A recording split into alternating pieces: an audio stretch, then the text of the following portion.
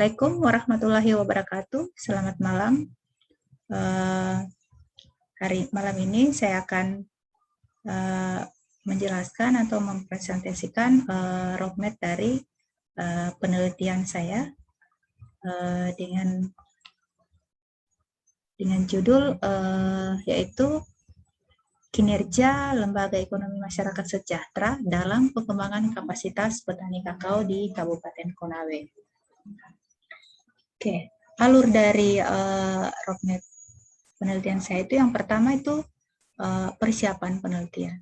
Persiapan penelitian itu apa saja yang akan saya mulai dari kita mengidentifikasi daerah atau tempat di mana kita akan melakukan penelitian.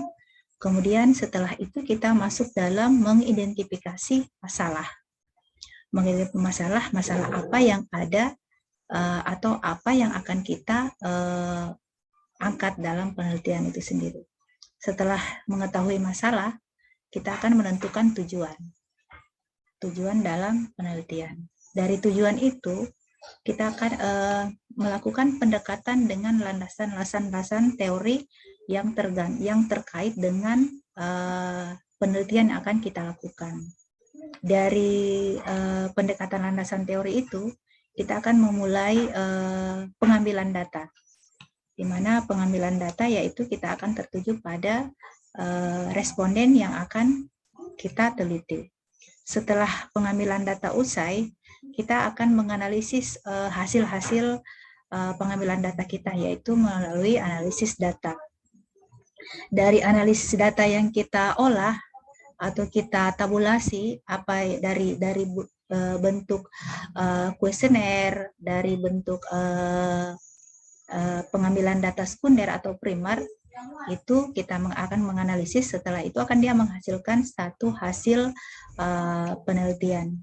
Dari hasil penelitian itu bisa kita simpulkan dan kita memberikan saran. Kesimpulan apa dari hasil penelitian kita? Dan dari hasil penelitian kita itu, apa yang kita akan bisa berikan saran kepada beberapa pihak-pihak terkait, yang dimulai dari mungkin dari pemerintah, dari peneliti itu sendiri, dan dari anggota-anggota lembaga masyarakat sejahtera yang ada di daerah penelitian kita.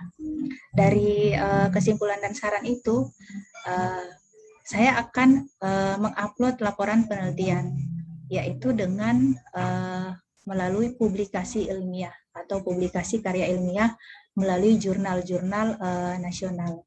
Dari tahap ini, dengan terbitnya jurnal itu, maka kegiatan penelitian ini selesai. Oke, saya masuk di pendahuluan, di mana latar belakang itu kita tahu sendiri ada tanaman kakao. Kita tahu sendiri tanaman kakao itu yaitu merupakan komoditas andalan dari salah satu hasil perkebunan yang diperankan untuk mencukupi bagi pentingnya peningkatan perekonomian daerah. Oke, dari sini di tanaman kakao itu sendiri, kawasan pengembangannya itu cukup luas untuk di daerah atau di Kabupaten Konawe. Di Kabupaten pengembangannya itu dia mencapai luas lahan atau luas areal tanaman itu mencapai 251.730 hektar, dan jumlah petani di Kabupaten Konawe itu sendiri yaitu berkisar 163.007 KK.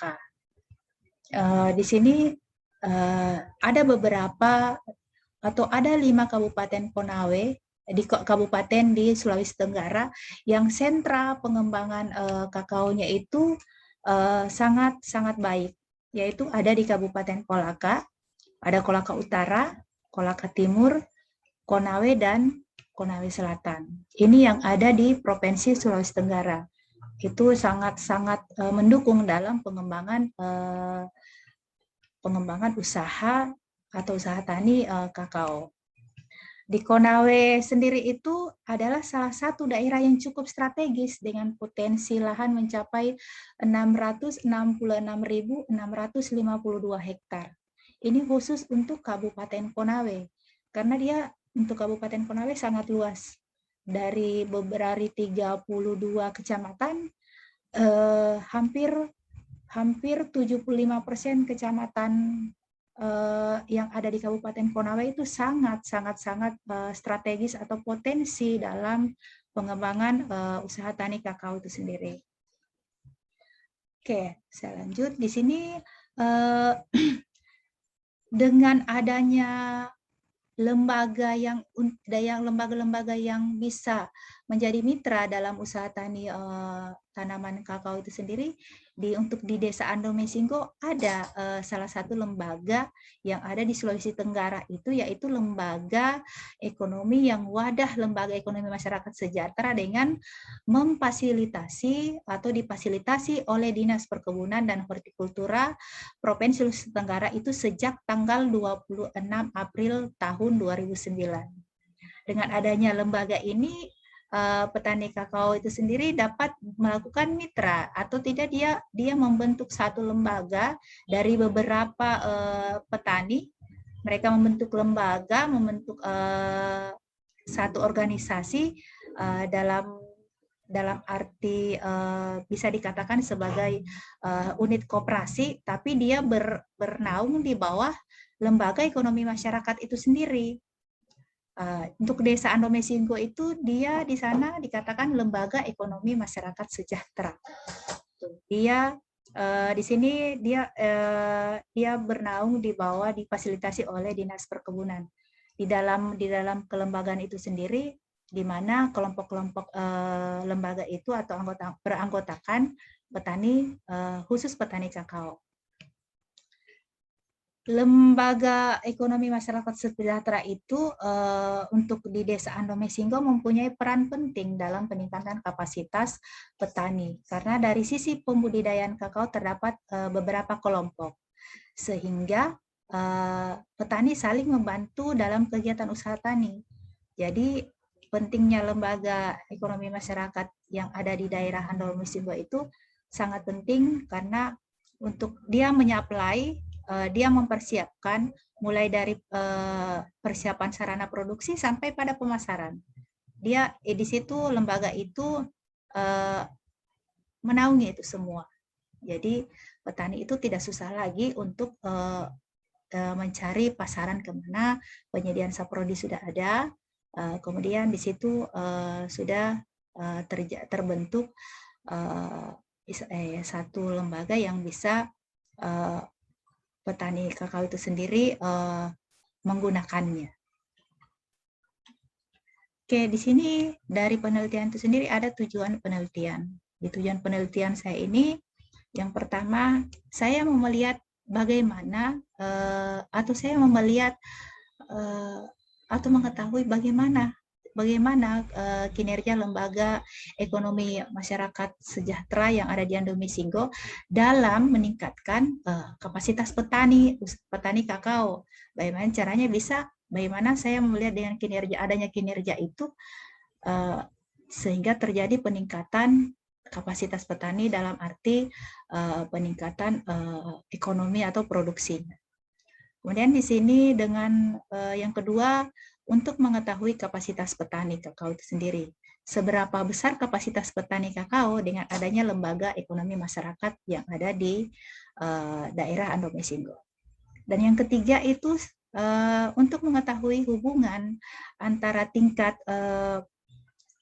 pendidikan, yaitu kinerja lembaga ekonomi masyarakat dan kapasitas petani itu sendiri. Oke. Dari penelitian ini saya melakukan pendekatan teori. Yang pertama di situ ada teori kelembagaan. Di teori kelembagaan itu terdiri dari beberapa teori, yaitu pengertian kelembagaan, wujud luar kelembagaan masyarakat, dan yang kemudian selanjutnya itu ada kinerja. Dari kinerja itu ada beberapa sub bagian, yaitu konsep kinerja, aspek kinerja, faktor-faktor yang mempengaruhi kinerja, dan penilaian kinerja. Serta ada kapasitas petani, dan saya tidak lupa untuk melihat dari penelitian-penelitian terdahulu. Oke, di sini ada alur pemikiran dalam kegiatan penelitian saya, di mana ada lembaga ekonomi masyarakat. Di dalam lembaga ekonomi masyarakat, saya mau melihat kinerja dan kapasitasnya. Di kinerja itu terdiri dari beberapa indikator kinerja, yaitu kualitas, kuantitas, ketetapan waktu, efektivitas, kemandirian, dan komitmen kerja. Di indikator kapasitas itu ada 5 indikator. Yang pertama, kemampuan teknik budidaya, kemampuan manajerial, ada kemampuan meningkatkan usaha tani, kemampuan bekerja sama, dan kemampuan beradaptasi. Dari kedua variabel ini, saya akan melihat pengembangan kapasitas petani itu yang bagaimana. Di sini kita bisa lihat bersama, ini ada permasalahan-permasalahan yang saya sudah jelaskan tadi di tujuan. Dengan melihat kedua itu, saya bisa lihat lagi kemampuan hubungan tingkat pendidikan petani atau pendidikan anggota dalam lembaga ekonomi masyarakat itu dengan kapasitas. Di sini ada diagram alur penelitian. Di situ yang pertama ada input, studi awal, tinjauan literatur, pengumpulan data, dan ada wawancara, observasi, VGD, sama kajian dokumen. Di antaranya ada melihat dari sisi data primer dan data sekunder. Setelah dari sisi data primer dan sekunder, saya akan melihat menganalisis masuk dalam kegiatan analisis. Kemudian hasilnya itu output. Output itu yang saya katakan tadi, hasil penelitian. Oke, metode penelitian yang saya lakukan itu lokasinya dia berada di daerah Andomisinggo. Kecamatan di Wesilutu, tepatnya di Kabupaten Konawe. Waktu penelitian yang saya lakukan itu di bulan Maret sampai Juni tahun 2019. Populasi dan sampel, populasi yang saya ambil dalam responden penelitian saya ini sebanyak 30 orang. Sampelnya menggunakan metode non-probability sampling atau sampel jenuh. Oke, jenis dan sumber data diantaranya ada primer dan sekunder. Primer melalui beberapa atau petani-petani atau responden yang terpilih melalui pendekatan wawancara. Di data sekunder itu saya akan mengambil data terkait penelitian saya, baik dari Dinas Pertanian, baik dari provinsi, statistik, dan lain-lain. Beberapa variabel dalam penelitian saya itu, yang pertama ada identitas responden, saya tidak luput dari itu karena saya akan melihat tingkat pendidikannya. Yang terdiri dari umur pendidikan, jumlah tanggungan keluarga, pengalaman berusaha. Kemudian di sini ada indikator lembaga, kinerja lembaga ekonomi masyarakat. Ada 6 indikator, ada kualitas, kuantitas, ketetapan waktu, efektivitas, kemandirian, dan komitmen kerja. Dari indikator kapasitas kerja petani itu ada kemampuan teknik budidaya, manajerial, meningkatkan usaha, kemudian ada kemampuan bekerja sama dan beradaptasi. Teknik pengolahan hasil atau analisis data yang saya lakukan itu untuk mengetahui permasalahan pertama dan kedua, itu saya melakukan pendekatan secara deskriptif dengan melihat beberapa indikator-indikator kinerja dan kapasitas petani dengan menggunakan skala Likert. Saya menggunakan skala Likert untuk menentukan kategori apa yang setiap indikator-indikator dua variabel yang saya akan teliti. Dari penentuan skala Likert, saya akan mentransferkan lagi ke interval kelas. Saya akan melihat beberapa, saya akan menggunakan berapa kelas atau berapa sampel penentuan intervalnya, apa saya menggunakan 3, 5, atau 2. Di sini penentuan skor, kategori skor responden itu sendiri saya melakukan pemobotan nilai skor. Di sini hasil dari interval kelas saya membagi dua, ada tinggi dan rendah. Di sini saya sudah menentukan bahwa nilai-nilai skor dalam jawaban indikator-indikator yang akan saya melakukan tabulasi hasil pengambilan data, saya akan olah ke dengan rumus dengan menggunakan pendekatan skala Likert. Oke, setelah itu saya mau menentukan lagi seberapa persen kinerja kelembagaan yang ada di Andomesingo. Saya menggunakan rumus dengan pendekatan kinerja kelembagaan yang saya formulasikan yang menurut Yanto. Di sini ada kinerja kelembagaan di antara nilai capaian dibagi dengan nilai harapan, kemudian saya kali dengan 100%. Ini adalah capaian harapan dari setiap pernyataan. Ini penentuan skor dan presentasi yang saya sudah lakukan dengan melihat berapa jumlah petani atau responden yang saya akan teliti. Untuk permasalahan ketiga, yaitu untuk melihat hubungan antara kinerja dan kapasitas, saya menggunakan dengan pendekatan chi-square untuk melihat hubungan antara kinerja dan kapasitas petani itu sendiri. Oke, konsep opsional terlampir. Di sini gambaran umum lokasi penelitian, di mana luas desa yang saya menempati atau yang saya teliti itu kurang lebih dari 400 hektar dengan beberapa batasan wilayah yang ada di daerah lokasi penelitian. Kemudian lembaga ekonomi masyarakat sejahtera itu sendiri yaitu lembaga ekonomi desa yang dibentuk oleh dan untuk masyarakat desa untuk pendekatan atau untuk pendekatan kearifan lokal. Peran lembaga ekonomi masyarakat itu sendiri yang pertama sebagai pusat informasi dan peningkatan sumber daya manusia. Yang kedua sebagai lembaga pembiayaan. Yang ketiga sebagai agen penyedia saprotan. Selanjutnya sebagai wadah budidaya untuk meningkatkan produktivitas. Sebagai media untuk membangun komitmen dan kerjasama. Dan yang terakhir itu sebagai lembaga pemasaran dari pusat agroindustri ke desa. Jadi peran lembaga ekonomi masyarakat itu sendiri dia memulai dari kegiatan hulu sampai hilir. Jadi dia mulai menyediakan saprodi sampai pada kegiatan pemasaran.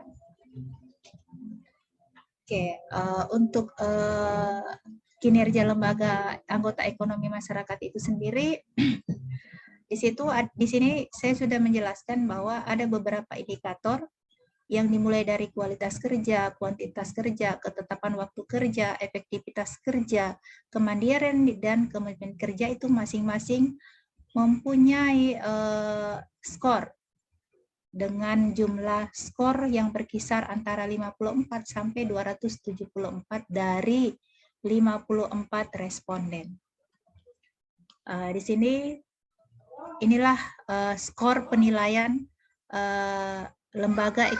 kinerja lembaga ekonomi masyarakat.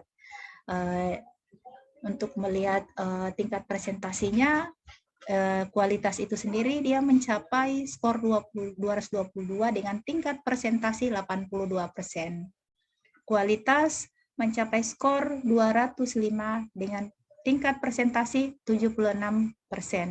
Ketetapan waktu mencapai tingkat presentasi 83%, efektivitas 76%, kemandirian 80%, dan komitmen kerja itu 83%. Jadi dari total skor kinerja itu sendiri dia mencapai 80%. Di sini dikatakan dia berada pada kategori baik. Dia berada kategori baik. Jika ditelusuri dari beberapa jumlah responden, yang tingkat rendah itu mencapai 4 orang dengan presentasi 7,40%. Untuk kategori tinggi, dia berada di 50 responden itu dengan tingkat presentasi 92,6%. Ini dia berada pada kategori indikator-indikator kategori baik. Untuk kapasitas petani ada 5 indikator. Ada 5 indikator yang terdiri dari kemampuan teknik budidaya, kemampuan manajerial, kemampuan meningkatkan usaha tani, kemampuan bekerja sama, dan bagaimana kemampuan petani dalam beradaptasi. Masing-masing pemberian skor itu dari 1 sampai 5 berdasarkan penilaian responden dengan jumlah skor yang akan berkisar antara 54 sampai 270.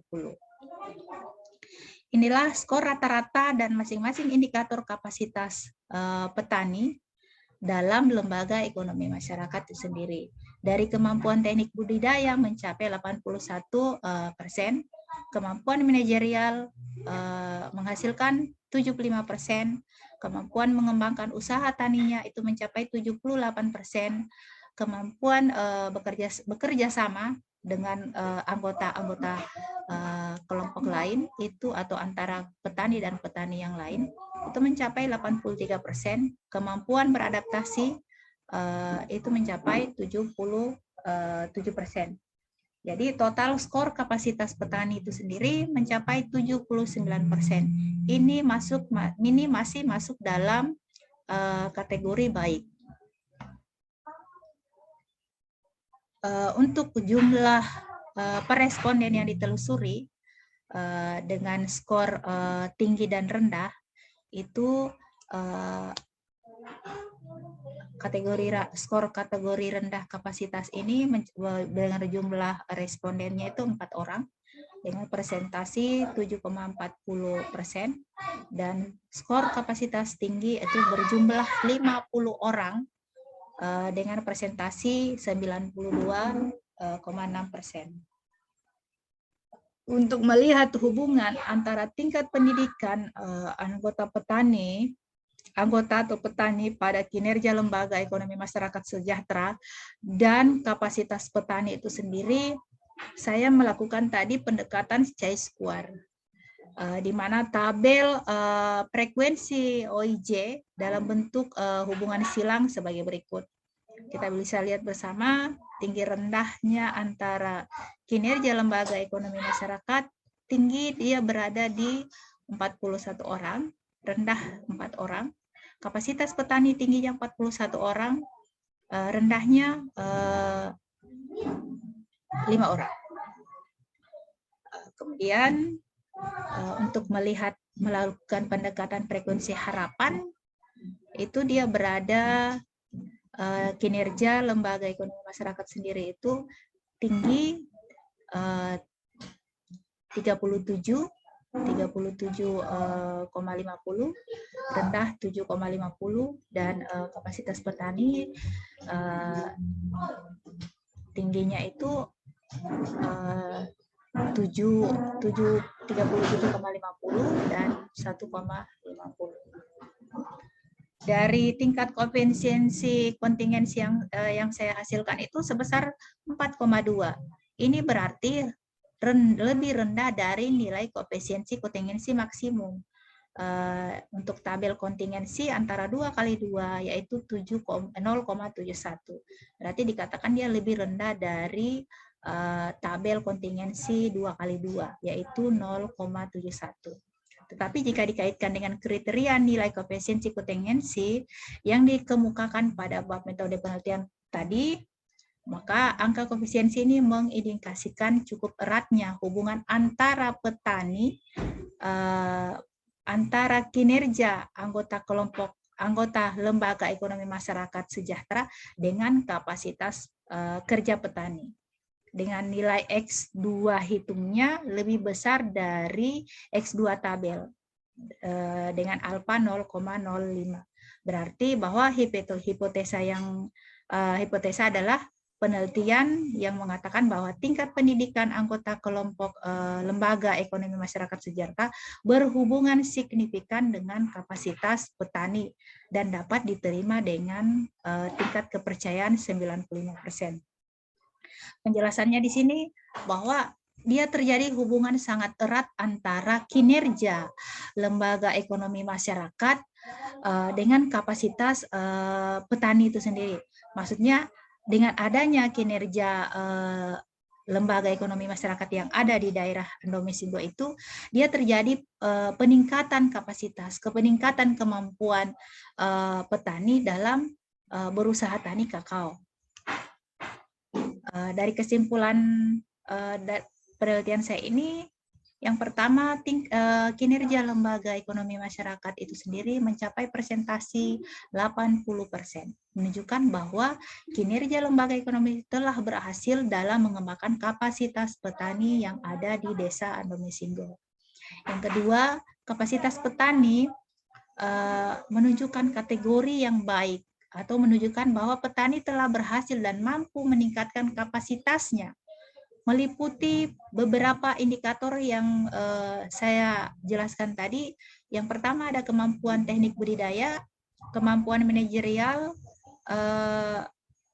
kemampuan meningkatkan usaha tani itu sendiri, kemampuan bekerja sama, dan kemampuan adaptasi.